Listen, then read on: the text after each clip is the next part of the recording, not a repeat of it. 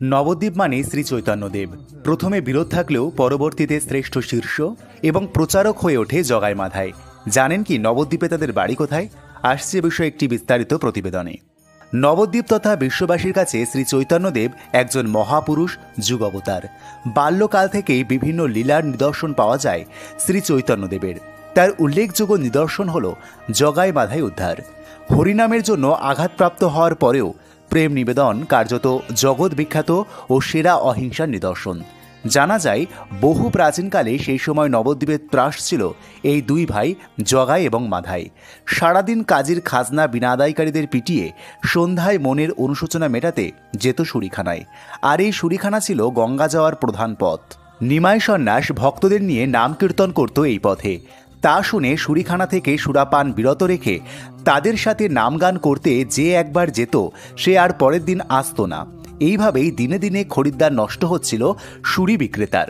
একদিন জগাই মাধাই গঙ্গার ধারে সুরাপানের পাত্র নিয়ে টলমল পায়ে নিজেদের মধ্যে অশ্রাব্য ভাষায় খেউর গান বিকৃতভাবে করতে করতে এগিয়ে আসছে। অন্যদিকে শ্রী চৈতন্যদেব তার ভক্তবৃন্দদের নিয়ে খোল করতাল সহযোগে কীর্তন করতে করতে এগিয়ে আসছে। এমন সময় শ্রী চৈতন্যদেবকে দেখে গালিগালাজ শুরু করে মদ্যপ দুই ভাই জগাই ও মাধাই। কিন্তু তিনি তাদের মুখ থেকে হরিনাম শোনার জন্য ব্যাকুল হয়েছিলেন, তাই বারংবার অনুরোধ জানান।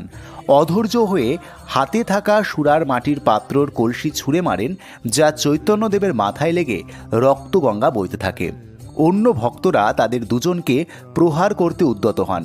অন্যদিকে নারায়ণ চক্র পৌঁছে যান। এই স্থানে শ্রী চৈতন্যদেব তাদের বাধা দিয়ে বুকে টেনে নেন।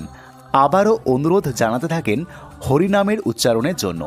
শেষমেশ পাপ ক্ষয় হয় মহানাম উচ্চারণের মধ্য দিয়ে। পরবর্তী সময়ে শ্রী চৈতন্যদেবের কৃষ্ণ নামেই বিভোর হয়ে পড়ে দুই ভাই। ফলে চৈতন্যদেব জগাই মাধাইকে উদ্ধার করে। তারাও সুরাপান ছেড়ে হয়ে ওঠে অন্যান্য ভক্তদের মধ্যে শ্রেষ্ঠ প্রচারক। তারপর থেকেই শ্রী চৈতন্যদেবের নামের সাথে তাঁদেরও নাম অঙ্গাঙ্গিকভাবে জড়িয়ে পড়ে এবং প্রচারিত হয় এই জগাই মাধাইয়ের নাম। তবে নবদ্বীপের প্রত্যেক মন্দিরেই শ্রী চৈতন্যদেবের পুজো হয়, উচ্চারিত হয় জগাই মাধাইয়ের নামও। কিন্তু বহিরাগত ভক্তরা জানেনই না জগাই মাধাইয়ের মন্দির কোথায়। আমরা খোঁজ নিতে বেরিয়েছিলাম সেই অজানা তথ্য জানার উদ্দেশ্যে। যে তথ্য উঠে আসলো তাই আজ আপনাদের সামনে পরিবেশন করব। তবে এই জগাই মাধাইয়ের পৈতৃক ভিটা আজও পড়ে আছে অবহেলায়, খোঁজ নেয় না কেউ। কোথায় এই জগাই মাধাই পৈতৃক ভিটে জানাবো। নবদ্বীপ শহরের পার্শ্ববর্তী এলাকা মাধাইপুর।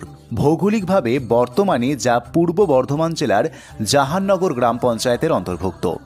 আর এই মাধবপুরে 1 কিলোমিটারের মধ্যেই অবস্থিত নবদ্বীপ ব্লকের বাবলারি গ্রাম, যেখানে আছে বিষ্ণুপ্রিয়া দেবীর জন্মভিটা, যা মহাপ্রভুর শ্বশুরবাড়ি। একদম নবদ্বীপ লাগোয়া এই মাধাইপুর গ্রাম। জানা যায় মাধাইয়ের নাম অনুসারেই নাকি এলাকার নাম হয় মাধাইপুর। প্রায় জরাজীর্ণ অবস্থায় রয়েছে এই জগাই মাধাই মন্দির। মন্দিরের বর্তমান সেবায়েত জানান, এই জগাই মাধাইয়ের পৈতৃক ভিটা বর্তমানে নদী গর্ভে তলিয়ে গেছে। এখন যেই জায়গায় তাদের নিত্য পুজো হয় সেটি তৎকালীন সময়ে ভাড়ার ঘর ছিল। নদী ভাঙনের পর এখানেই পুজো হয়, যা প্রায় 500 বছর ধরে চলে আসছে। প্রতিদিন 3 বেলা হয় পুজো। দুপুরে হয় পঞ্চব্যঞ্জন সহকারে অন্নভোগ। বর্তমান সেবায়েত জানান, বংশ পরম্পরায় আমরা এভাবেই কষ্টের মধ্যে দিয়েই সেবা কার্য চালাচ্ছি। অতীতে একাধিকবার মন্ত্রীসহ বিভিন্ন আধিকারিকরা এসেছে, মিলেছে শুধুই আশ্বাস। ভক্তরা যা দেয় তা দিয়েই কোনো মতে চলে পুজো ও মন্দিরের রক্ষণাবেক্ষণ। নদিয়া থেকে মলয়দের নিউজ নদিয়া।